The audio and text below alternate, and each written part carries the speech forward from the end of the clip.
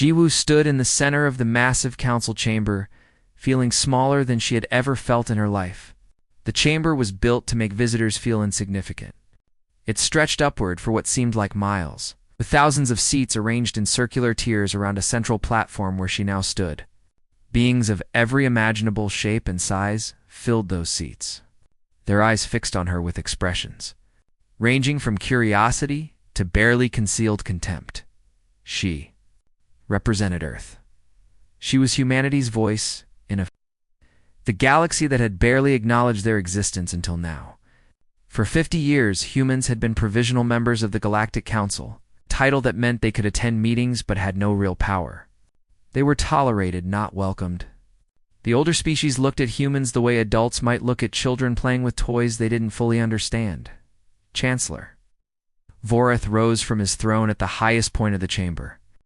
He was a crystalline being, his body made of what looked like living glass that refracted light into rainbow patterns across the walls. When he spoke, his voice resonated through the chamber without need for speakers. A trick of biology that made everything he said sound like a pronouncement from the gods.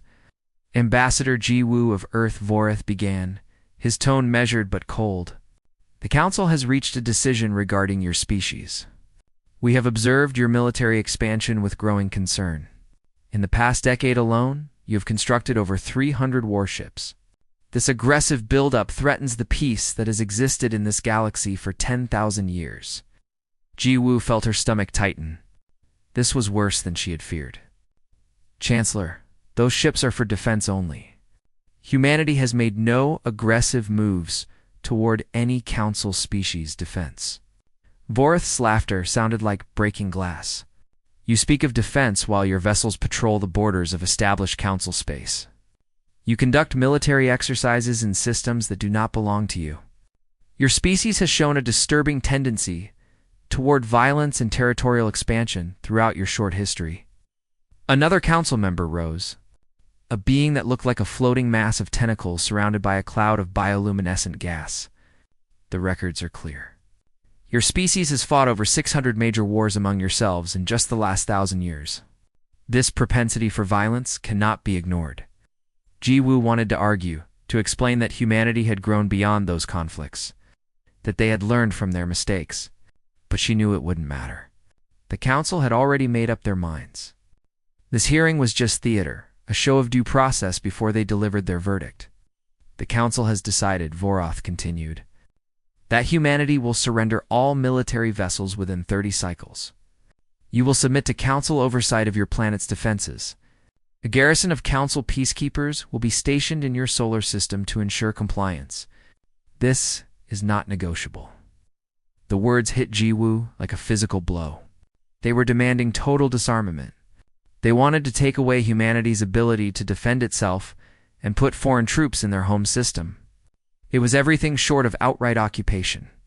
Chancellor, I must request time to consult with my government, Jiwoo said, trying to keep her voice steady. This decision affects billions of people. They deserve to have their voices heard. Your request is denied, Vorath said flatly. The decision is made. Your silence will be taken as acceptance. This council's adjourned. Jiwoo felt panic rising in her chest. But I need to transmit a message to Earth. I need to inform them of your decision. Communications from this station are temporarily restricted, Vorath said, his crystalline face reflecting no emotion. For security purposes, you will remain here as our guest until your government responds to our terms. Guest, the word was a polite way of saying prisoner. Jiwoo realized with horror that they had planned this carefully. They were isolating her from Earth, preventing any warning from reaching her people. The Council wanted to present Earth with a fait accompli, a done deal that couldn't be challenged. As the chamber emptied, Gu was escorted to her quarters by guards who made it clear she was not free to leave. She tried every communication device she had, but all were blocked. The station's systems had been locked down completely. She was trapped, and Earth was blind to what was coming. Meanwhile, in orbit around Earth, Captain Taman stood on the bridge of the UES Indomitable, humanity's largest and most advanced warship. It was a vessel born from humanity's historical obsession with warfare, refined by decades of theoretical planning for conflicts that might never come. The ship stretched 3 kilometers from bow to stern, bristled with railguns and missile batteries, and carried enough firepower to crack a small moon. Tay-Min was reviewing routine patrol reports when his communications officer suddenly stiffened. "Captain, we're receiving an encrypted burst transmission. It's coming from an unknown source near Council space." "Put it through," Tay-Min ordered. The message was brief and scrambled, bouncing through multiple relay points to avoid detection, but the voice was unmistakable. It was Jiwoo, and she sounded desperate. "This is Ambassador Jiwoo. If anyone receives this alert Earth Command immediately. The Council has issued an ultimatum. They demand complete disarmament within 30 cycles. They're jamming my communications and won't let me leave the station. I don't know how much time we have before they act. Be ready for anything." The message ended abruptly, likely cut off by Council security detecting the transmission. Tay-Min felt ice water flood his veins. He had trained for many scenarios, but this was the nightmare situation. Earth's ambassador was essentially hostage, and the Council was demanding surrender. "Get me Admiral Hyjin immediately," Tay-Min ordered. Priority 1 encryption. Within minutes, every ship in Earth's fleet was going to alert status. Admiral Hyjin, a woman who had spent 30 years building humanity's space force from nothing, received the message in her office at Earth Command. She read it 3 times, then reached for her secure line to the President Dong Hyen. Listened to the recording of Jiwoo's message with his eyes closed. When it finished, he remained silent for a long moment. His advisors filled the room, all talking at once, offering opinions and suggestions. Some advocated for compliance, arguing that humanity couldn't win a war against the entire galaxy. Others called for immediate military action, saying that surrender would doom Earth to permanent subjugation. Dong Hyen raised his hand, and the room fell silent. He had been a soldier before entering politics. He knew what war meant. He knew the cost. But he also knew that some things were worth fighting for. "We will not surrender our ships," he said quietly. "We will not allow foreign troops in our home system. We will not give up our right to defend ourselves." He looked at Admiral Hyjin. "Prepare the fleet. If the Council wants our ships, they'll have to take them from the cold void of space." Hyjin nodded, a grim smile on her face. "Yes, sir. And they'll pay for every single one." As the orders went out, Earth's shipyards went into overdrive. Crews were recalled from leave. Ammunition was loaded. Ships that were in maintenance were rushed back into service. Across the solar system, humanity prepared for war, with an enemy that outnumbered them 1,000 to 1. Captain Su-bin of the stealth frigate Shadow of Earth received special orders. She was to take her ship, slip past Council defenses, and observe their fleet movements. What she discovered 3 days later made her blood run cold. Near the hyperspace gate that led to the Sol system, the Council had assembled a fleet of 2,000 warships. They weren't preparing to negotiate. They were preparing to invade.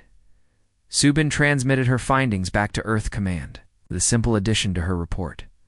"They're coming. And they think we're going to just give up." She was wrong about one thing, though. The Council didn't think humanity would give up. They didn't think about humanity at all. In their minds, Earth was already defeated. The coming battle would be a formality, a show of force to make an example of a species that had dared to build weapons without permission. The Council was about to learn a very painful lesson about what happens when you corner an animal that has spent its entire existence learning how to fight. The Council deadline expired at exactly 0 hour Galactic Standard Time. On the bridge of his flagship, Admiral Karos clicked his 6 mandibles together in satisfaction. The insectoid warrior had conquered 12 star systems in his career. Earth would be number 13. It would be the easiest victory of all. His fleet of 2,000 ships moved through the hyperspace gate in perfect formation. The Council's military doctrine was simple and had proven successful for millennia. Mass and momentum. Overwhelming force applied without hesitation. No species had ever withstood a Council fleet of this size. The few who tried were now historical footnotes. Their planets stripped of resources and their populations scattered across the galaxy. Laborers Kuros expected to find Earth's pitiful fleet scattered and disorganized. Maybe a few ships trying to mount a token resistance before surrendering. Instead, when his fleet emerged from hyperspace, they found 300 human warships arranged in perfect battle formation.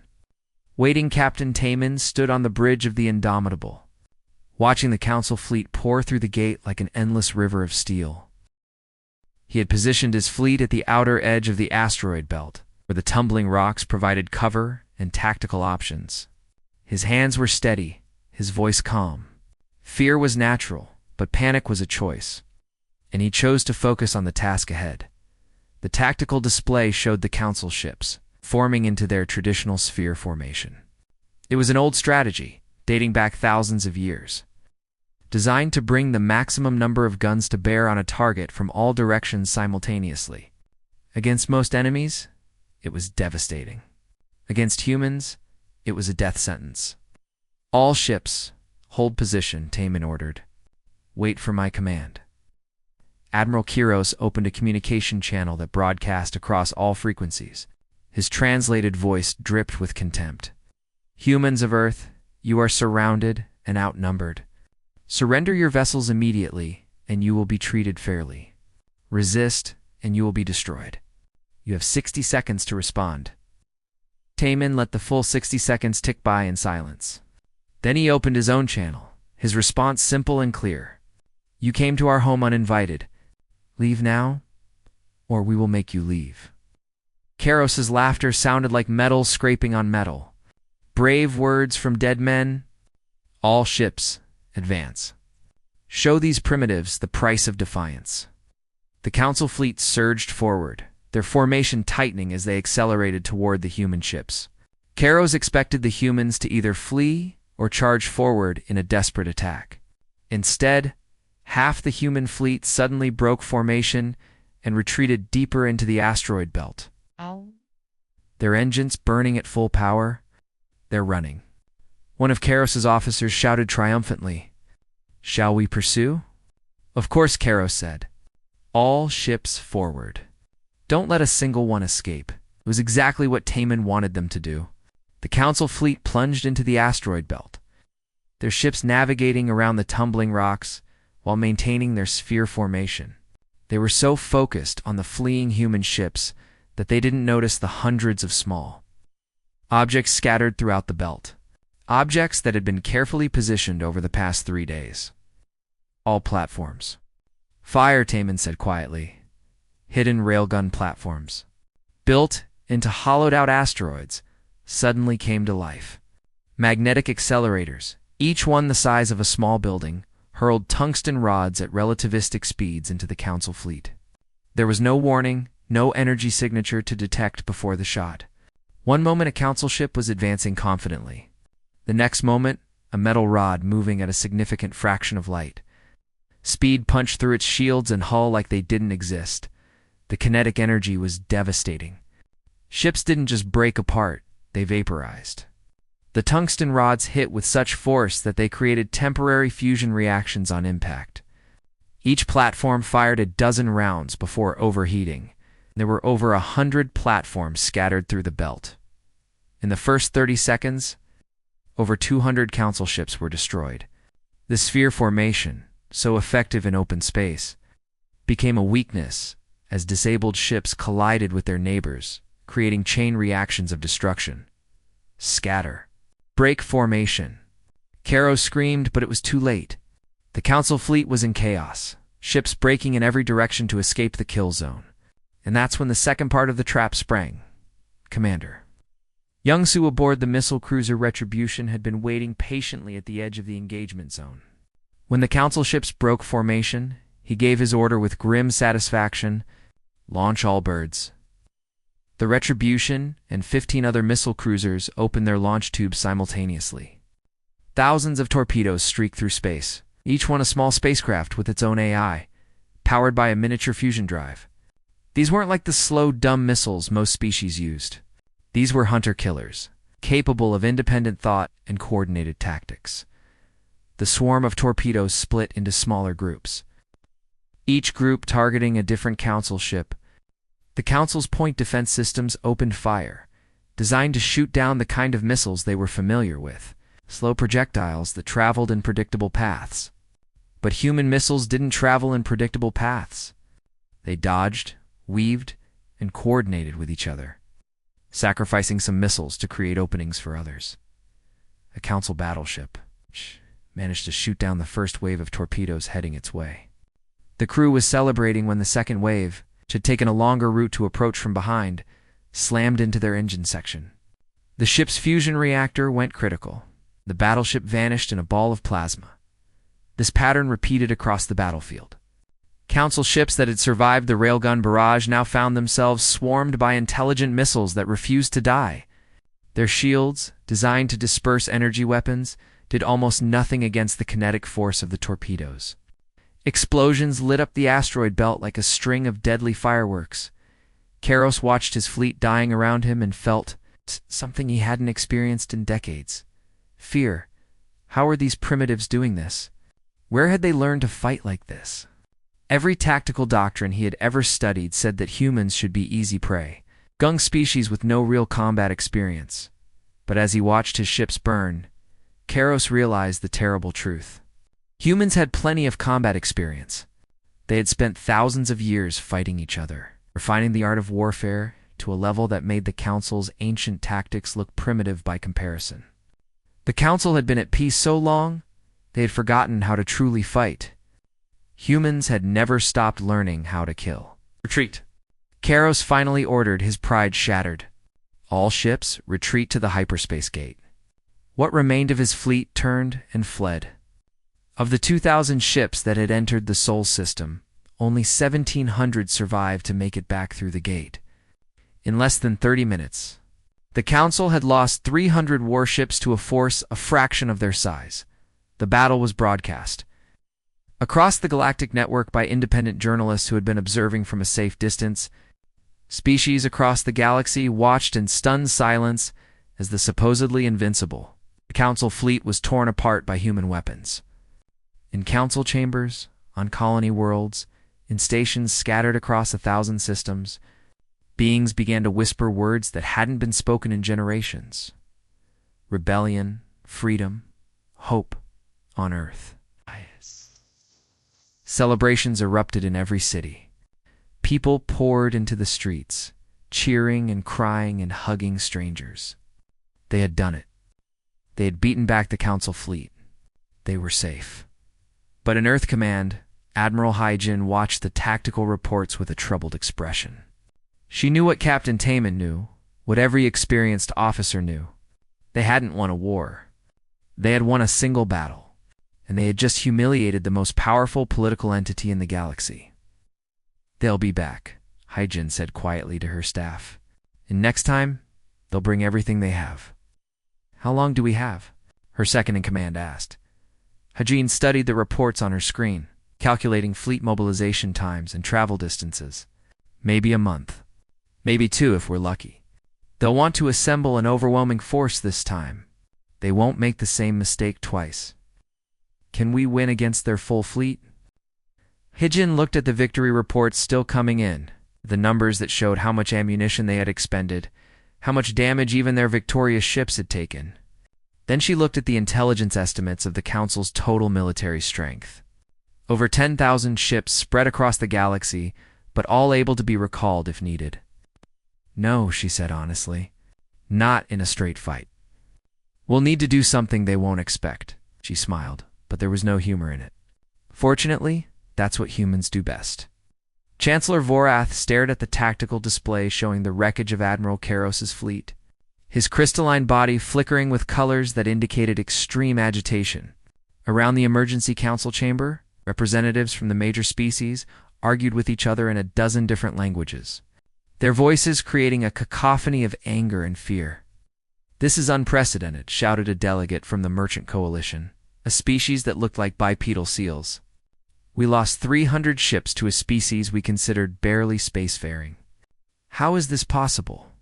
They cheated, snarled a hegemony war master, his scales bristling with fury. They used ambush tactics, hiding weapons in asteroids. This is not honorable combat. Vorath raised one crystalline hand, and the chamber fell silent. His voice, when it came, was cold enough to freeze atmosphere. Honor is a luxury afforded to the victorious. The humans have demonstrated that they are more dangerous than we anticipated. This changes nothing about our objectives. It merely changes our methods. A representative from one of the smaller species, a floating jellyfish-like creature, tentatively spoke up. Perhaps we should reconsider our approach. The humans have shown they are willing to defend themselves. Maybe we could negotiate a treaty that respects their sovereignty while addressing our security concerns. The suggestion was met with immediate backlash. The hegemony delegates hissed their disapproval. The military representatives slammed appendages on their consoles. Vorath's crystalline face somehow managed to convey contempt despite having no traditional features. Negotiate? Vorath said softly. Negotiate with a species that has just destroyed a council fleet. If we show weakness now, every subjugated species in the galaxy will see it as permission to rebel. The Council's authority is built on the certainty of our power. That certainty must be restored. He activated a holographic display that showed fleet positions across the entire galaxy.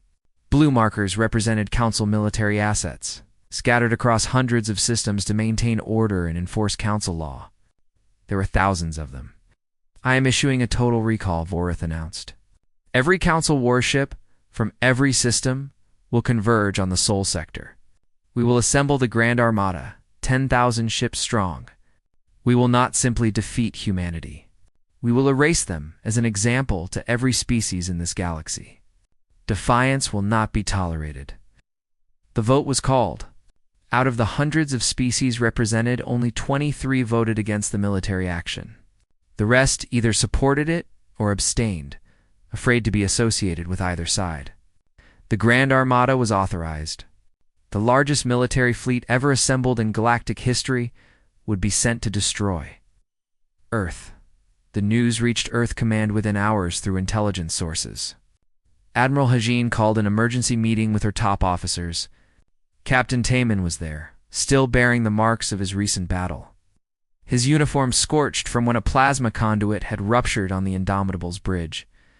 Captain Suben attended via hologram from her stealth ship, still deep in Council space gathering intelligence. A dozen other captains and admirals filled the room, their faces grim. 10,000 ships, Hajin said without preamble, letting the number hang in the air. They'll be here in 5 to 6 weeks, depending on how quickly they can coordinate the recall. We have 300 operational ships, and about half of those are damaged from the first battle. The mathematics are simple. We cannot win a defensive war. Then we don't fight a defensive war, Captain Jeho said.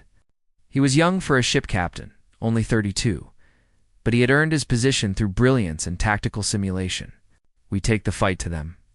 Cut off their supply lines. Destroy their infrastructure. Make them spread their forces thin, trying to protect everything. A deep strike into Council space? One of the older admirals said skeptically. That's suicide. We'd be operating thousands of light years from any support, surrounded by hostile forces. We're dead anyway if we sit here and wait, Jeho countered. At least this way we have a chance. The Council has been at peace for so long, they've become complacent. Their rear areas are barely defended. Hit their fuel depots, their repair stations, their communication relays?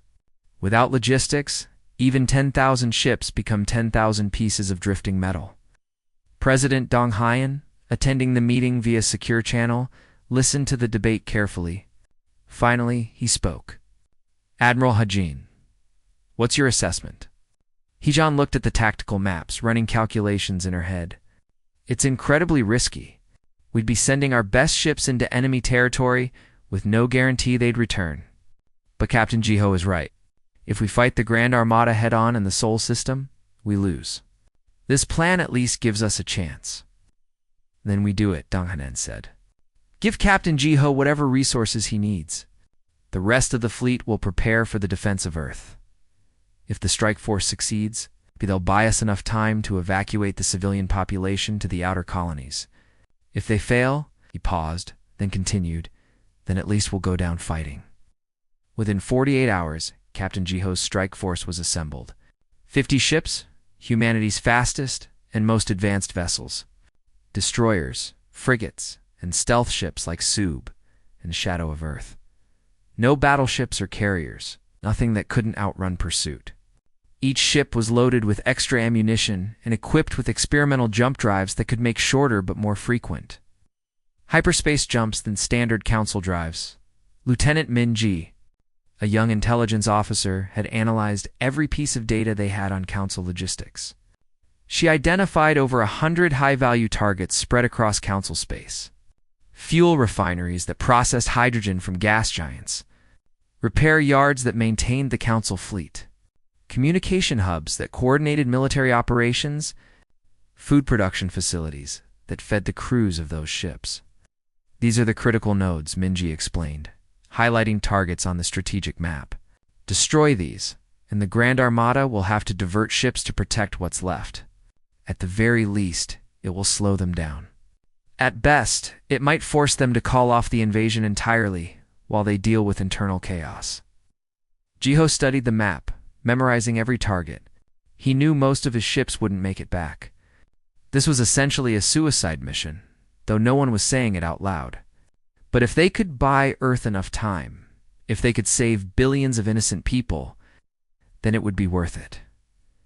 The strike force departed under total communication blackout. They moved through less traveled hyperspace routes, avoiding any area where council forces might detect them.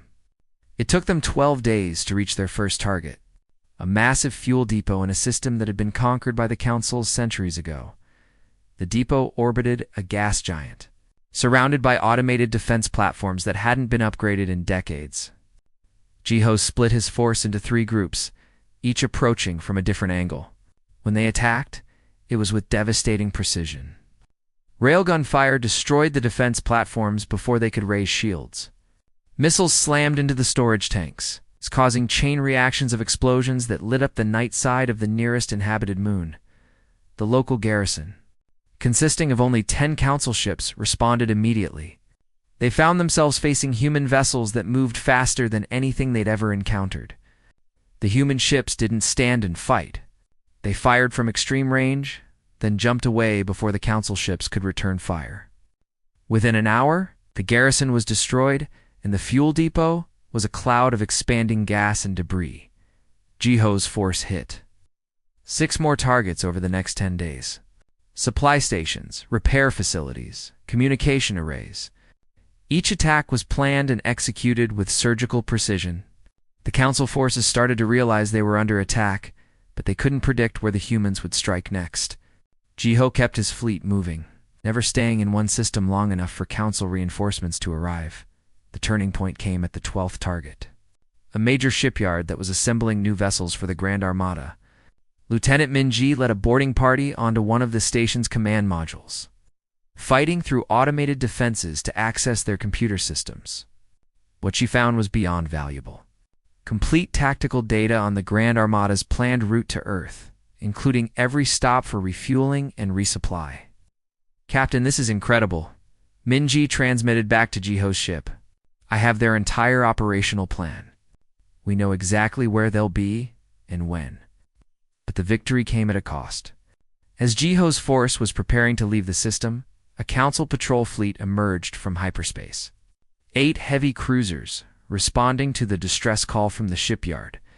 Captain Jae-sung, commanding the destroyer Valiant, found his ship cut off from the rest of the fleet.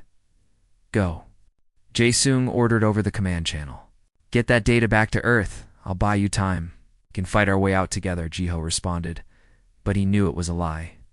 The council ships were between them and the hyperspace exit point. Someone had to hold them off. "Tell my family I did my duty," Jae-sung said calmly. Then he cut the channel and turned his ship toward the enemy fleet. The Valiant accelerated to full speed. All power to engines, weapons firing continuously. The council ships, surprised by the suicidal charge, broke formation to avoid collision. That was all the time Jiho's force needed. They jumped to hyperspace, carrying their precious intelligence data with them. Captain Jae-sung kept firing until his ammunition was exhausted. Then he did something no council captain would ever consider. He aimed his ship directly at the largest enemy cruiser and pushed his engines beyond their safety limits. The Valiant struck the Council ship at relativistic speed, and both vessels vanished in a flash of light that briefly outshone the system's star. Back in the Sol system, Admiral Kyung-soo received the data from Geo's strike force and immediately began planning the defense. The Grand Armada was coming, but now humanity knew their route. They knew where the Council would stop to refuel. They knew the formation the enemy fleet would use. They knew everything. It still might not be enough to win, but at least now they had a chance. Captain Jae-sung and the crew of the Valiant had given them that chance with their sacrifice. Earth would not waste it. The Grand Armada arrived at the edge of the Sol system like an approaching storm. 10,000 warships emerged from hyperspace in waves, their hulls blotting out the stars. From the observation deck of the orbital defense station above Earth, citizens could see them with their naked eyes, tiny points of light that represented the largest military force ever assembled. Children asked their parents what those lights were. The parents lied and said they were shooting stars, but their voices trembled. Chancellor Vorath stood on the bridge of his personal super dreadnought. The Council's Wrath, the vessel was 5 kilometers long, a monument to Council power that had taken 50 years to build. Its main cannon could crack the crust of a planet. Its shields could withstand the close-range detonation of fusion bombs. In all of galactic history, no ship had ever penetrated its defenses. "Scan the system," Vorath ordered. "I want to know the position of every human vessel." His tactical officer, a 6-eyed creature with tentacles for arms, manipulated the holographic display. Chancellor sensors show approximately 200 human warships in the inner system. They're concentrated near the 4th planet, the gas giant they call Jupiter. The rest of their fleet appears to be docked at their shipyards or in orbit around Earth itself. Vorath's crystalline face reflected the light of the display. Only 200? They must have lost more ships in their foolish attacks on our infrastructure than we thought. Excellent. Broadcast my message on all frequencies. The transmission went out across the system. To every ship, every station, every communication device on Earth. Vorath's voice carried the weight of absolute authority.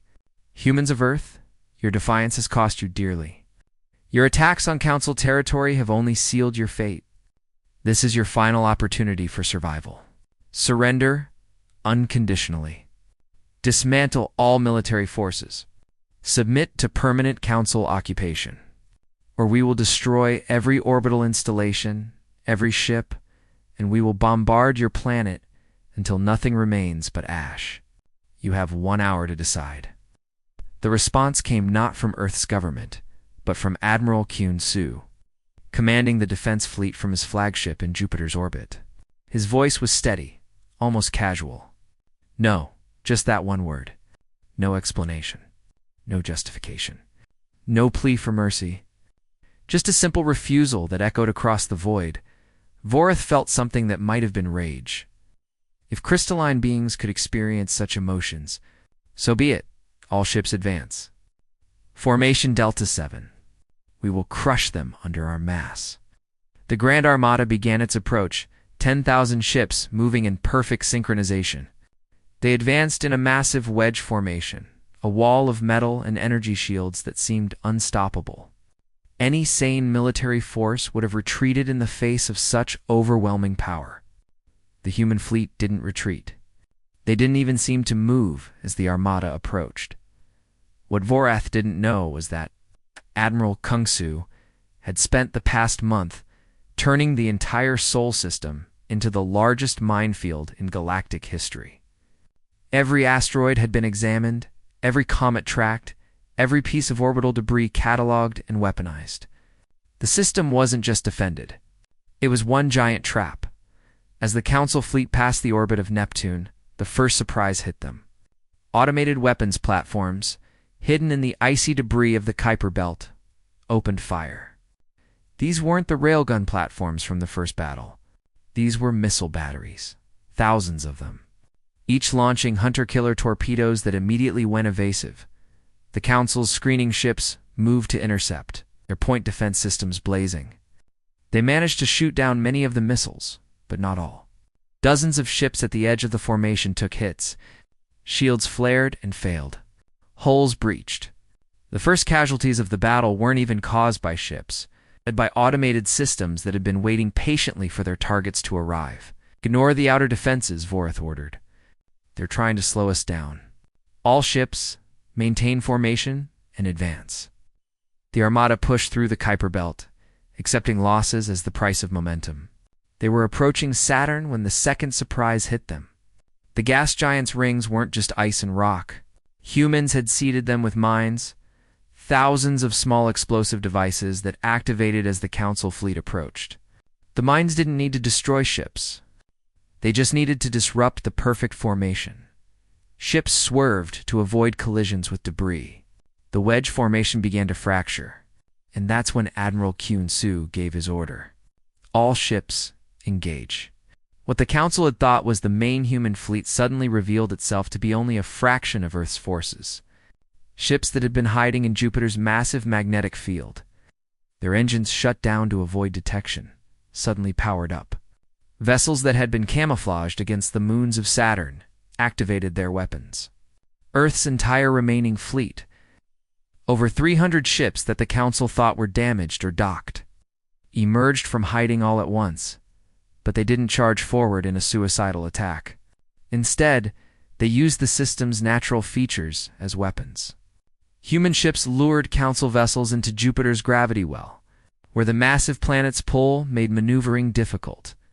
They led enemies into the asteroid belt, where human pilots, who had trained for years in that environment, could navigate with confidence while Council ships crashed into tumbling rocks. Captain Soyoung commanded a squadron of fighter craft. Small vessels with only 2 crew members each. They were tiny compared to Council warships, but they were fast and maneuverable. Her squadron darted between asteroids, using the rocks as cover. Council fighters tried to pursue, but they weren't used to this kind of close-quarters combat. Soyoung's pilots would pop out from behind an asteroid, fire a burst from their railguns, and disappear before return fire could track them. It was like fighting ghosts. "They're everywhere," one of Voreth's commanders shouted over the communication channel. "We can't maintain formation. Ships are reporting contacts from all directions."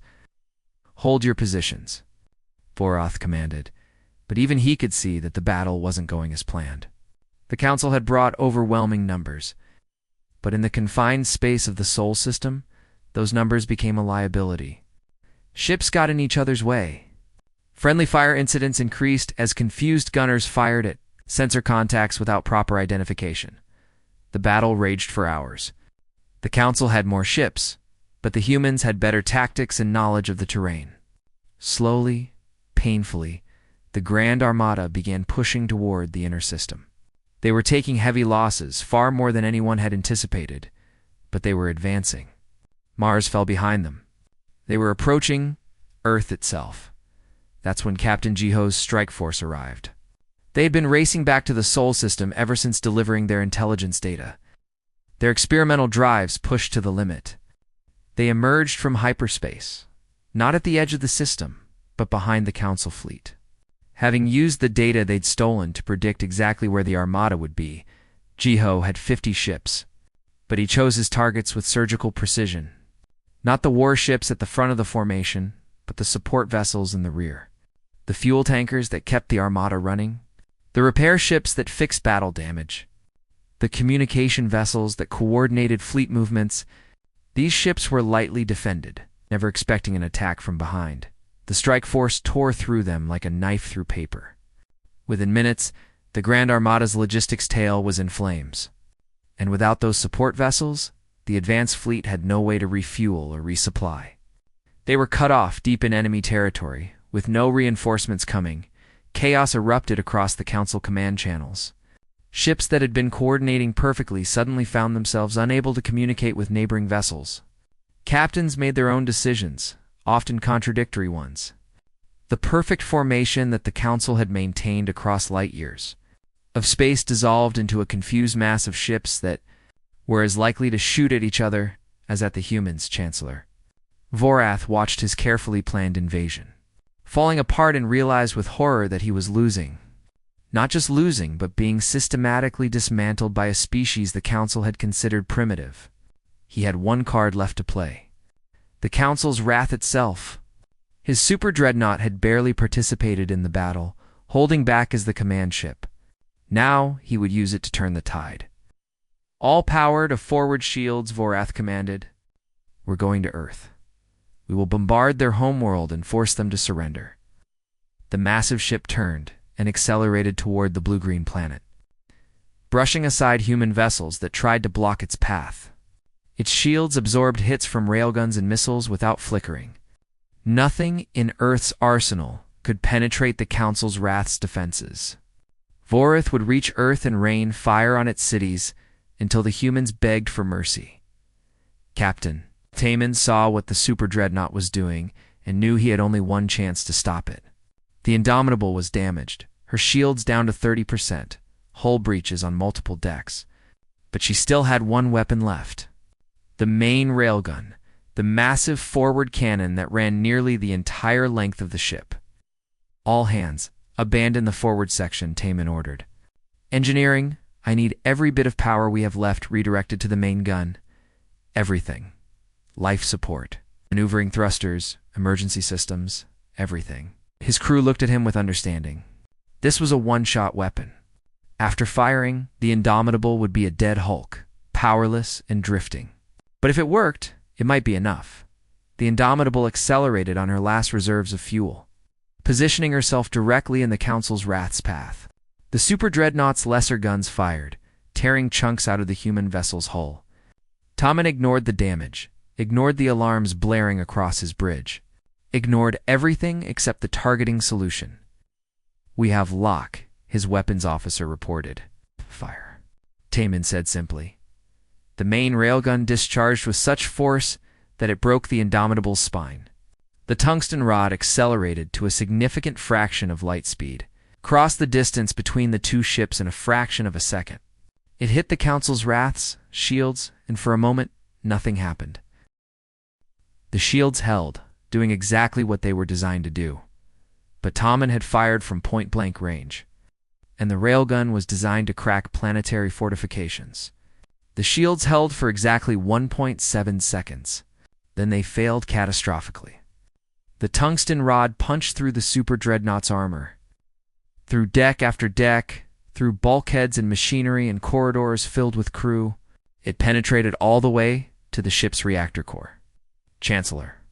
Vorath had time to see the projectile breach his ship's heart before the reactor detonated. The Council's Wrath exploded in a flash of light that briefly turned night into day on Earth's surface. Debris rained across orbital space. The largest, most powerful warship ever built was gone, and its Chancellor with it. The destruction of the flagship broke the Armada's will. Council ships that had been fighting desperately now just tried to escape. Some surrendered on the spot. Others fled back toward the hyperspace exit points, only to be harassed every light second of the way by human fighters. Of the 10,000 ships that had entered the Sol system, barely 6,000 escaped. The rest were destroyed, captured, or surrendered. Earth had won, but the cost was staggering. Nearly half the human fleet was destroyed. The Indomitable was a wreck, though Taman and most of his crew managed to evacuate before life support failed completely. Orbital stations were damaged. Cities had taken hits from stray weapons fire. Millions were dead, but Earth still stood. Humanity had faced the largest military force in galactic history and survived. The Sol system was littered with debris from both sides, a graveyard of metal and ambition that would orbit the sun for centuries to come. And on Earth, in the command center, Admiral Hygiene looked at the casualty reports and allowed herself one moment of relief before beginning the long process of counting the cost of victory. The council chamber on Covenant's ring station was nearly empty. Where once thousands of representatives had sat in judgment of humanity, now only a few dozen beings remained. The rest had fled or recalled their ambassadors, waiting to see which way the political winds would blow. The chamber itself bore scars from the recent unrest. Windows had been broken during riots as species that had been subjugated for centuries suddenly found their courage. Entire sections of the station were sealed off, where violence had erupted between former allies. Ambassador Guo walked through those empty corridors. Flanked by an honor guard of human marines, who had rescued her in a daring raid during the battle's final hours, she had spent weeks as a prisoner listening through the walls as her jailers panicked at news of Earth's victories. When the human strike team had breached her cell, she had wept with relief. Now she was back in the chamber, but this time not as a supplicant. This time she came bearing terms. The few council members who remained stood as she entered. Some looked at her with fear, others with barely concealed anger. A few, mostly representatives from smaller species who had suffered under council rule, looked at her with something like hope. Giwu took her position on the central platform, the same spot where she had stood months ago to hear the ultimatum that had started this war. Her voice when she spoke was steady and clear. The war is over. The Grand Armada is destroyed. Chancellor Vorath is dead. Earth stands victorious. I have been authorized by President Dong Haiyan and the United Earth Government to present our terms. One of the remaining council members, an elderly being who had opposed the war from the start, gestured for her to continue. GUE activated a holographic display that showed the boundaries of human-controlled space. First, the Council will formally recognize Earth's complete sovereignty over the Sol system and all territory currently under human administration. No Council ships will enter this space without explicit permission from Earth authorities. Second, all species currently held as client states or subjects of the Council will be offered the opportunity for independence. Earth will provide military support to any species that chooses freedom. Third, the Council will pay reparations for the unprovoked attack on Earth, to be negotiated in good faith. A hegemony delegate, one of the few who had remained, rose angrily. You cannot dictate terms to the entire galaxy. You may have won a battle, but you are still one species against thousands. The Council will rebuild and return stronger than before. Gi Wu turned to face him, and her expression was colder than vacuum. You are welcome to try. But know this. If the Council threatens Earth again, we will not wait to be attacked. We will bring the war to every Council world. We will burn your shipyards, destroy your infrastructure, and we will not stop until the Council ceases to exist. Is that what you want? More war? More death? Or do you want peace? The chamber fell silent. The delegate sat down slowly, his courage evaporating under Ji Wu's gaze. He knew, as they all knew, that she wasn't bluffing. Humanity had proven they could strike anywhere, fight anyone, and survive against impossible odds. The Council had made an example of Earth. It had backfired spectacularly. The elderly council member who had spoken earlier rose again. Ambassador Ji Wu, the Council accepts your terms. We will begin negotiations immediately for the recognition of independence, movements, and the establishment of new diplomatic protocols. The era of Council domination is over. Perhaps it is time for a new way forward, one based on cooperation rather than subjugation. News of the agreement spread across the galaxy faster than light. Within days, over 300 species formally declared independence from the Council. Some did it peacefully, their representatives simply walking out of Council buildings and lowering the Council flag. Others faced resistance from Council loyalists and had to fight for their freedom. True to her word, Earth sent military advisors and sometimes even ships to help species who requested assistance. The Galactic Council didn't dissolve entirely, but it transformed. From an authoritarian empire that ruled through force, it became a loose confederation of equals. Species joined or didn't join based on their own choice. The Council's military, what remained of it, became a peacekeeping force rather than a tool of conquest.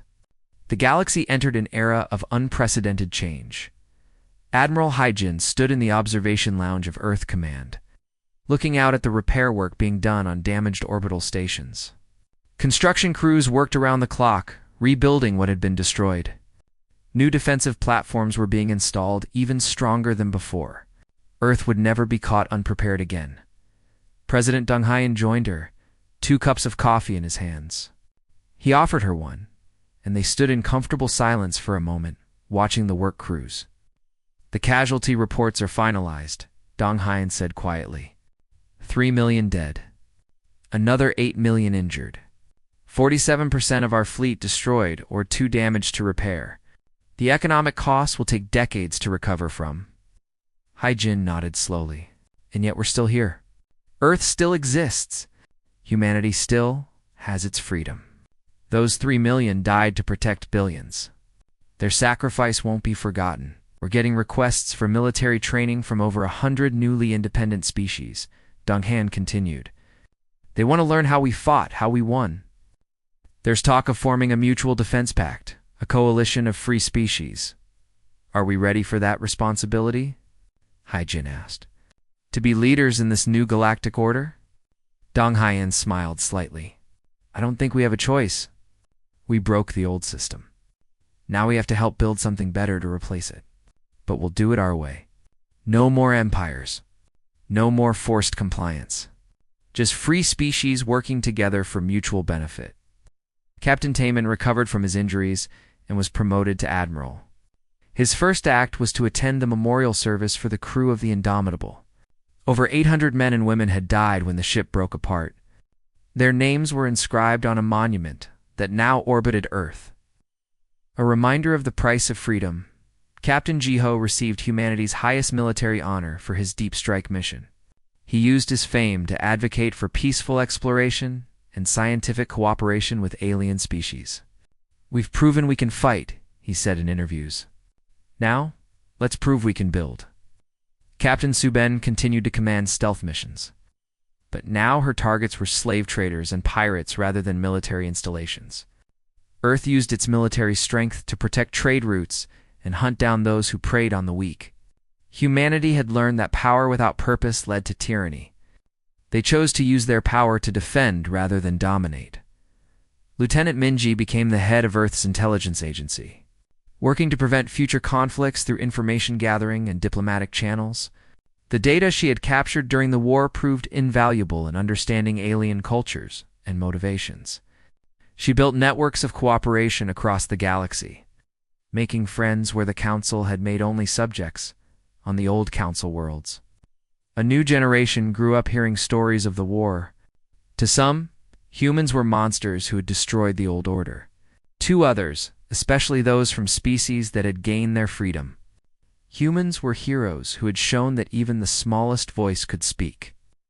Truth to power, if they were brave enough, 10 years after the war.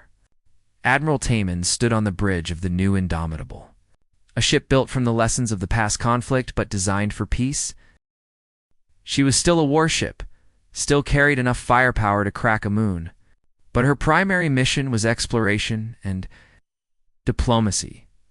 He was leading a joint expedition with 3 other species to explore a region of space that had never been surveyed. Scientists from a dozen worlds worked side by side in the ship's laboratories. Engineers from various species collaborated on improving the ship's systems. Children from Earth played with children from alien worlds in the education deck. Growing up knowing that differences were something to celebrate rather than fear, a communication came through from Earth Command. They wanted his opinion on a proposal from a recently independent species. The species wanted to establish a formal alliance with Earth, including shared military training and technology exchange. Tae-Min smiled as he composed his response. He recommended approval, but with conditions.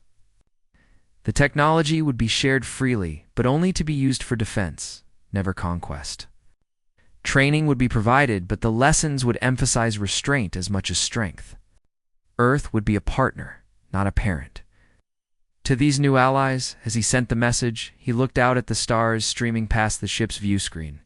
The galaxy was vast, filled with wonders and dangers in equal measure. But for the first time in galactic history, species had a choice in how they faced those challenges. They could choose cooperation over domination. They could choose peace over war. Not every species made that choice. There were still conflicts, still pirates and warlords, and those who thought might made right. But now they faced something they hadn't before: organized resistance. Free species working together, sharing resources and knowledge, defending each other against threats, and at the center of it all was Earth, not as a ruler, but as a symbol. A reminder that no tyranny was invincible, no oppression permanent, that even the smallest species could stand up to the largest empire. They refused to bow. The galaxy was no longer silent from fear. It was alive with voices, each one unique, each one free to speak. And if anyone tried to silence those voices through force, they would face the same lesson the Council had learned. Humanity would not be pushed. They would not be conquered. They would not be silenced. And they would defend any species brave enough to stand beside them. The warships still patrolled Earth's borders, still trained for battles they hoped would never come. But they also explored new systems, helped struggling colonies, and stood ready to defend not just humanity, but any species that chose freedom over subjugation. The Council had provoked humanity, thinking them weak. Earth's warships had responded, and the echo of that response would resonate across the galaxy for generations to come. Not as a threat, but as a promise. Freedom was worth fighting for. Justice was worth dying for. And no power in the universe could take those things away from people who refused to surrender them in the years to come. Historians would argue about the war. Some would call it inevitable, others tragic. But they all agreed on one thing. The galaxy before the war and the galaxy after it were two different places. The first had been ordered and predictable, ruled by ancient laws and older prejudices. The second was chaotic and uncertain, but it was also free, and freedom humanity had proven was worth any price.